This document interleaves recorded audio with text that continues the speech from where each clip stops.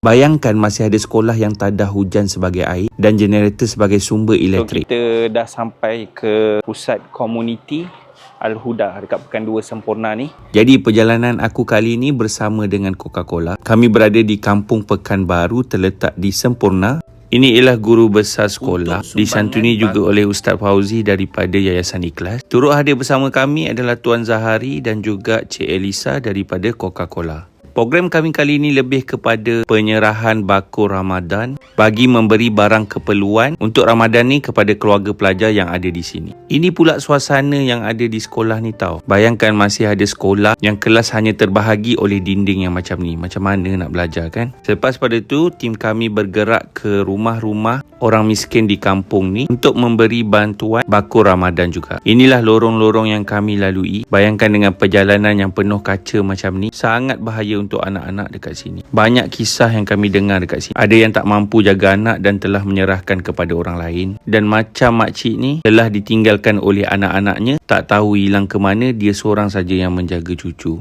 Ada juga kisah yang tak dapat sambung belajar di sekolah sebab perlu menyara keluarga dengan bekerja di restoran berdekatan. Jadi itulah antara kisah yang ada dekat sini. Antara suasana kita berada dekat Pekan 2 dekat Semporna.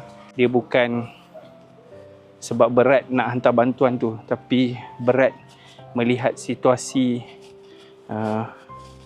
orang-orang yang daif dan susah dekat sini. Sampai kat sebuah rumah lagi dan korang akan amazed masih ada lagi rumah yang macam ni.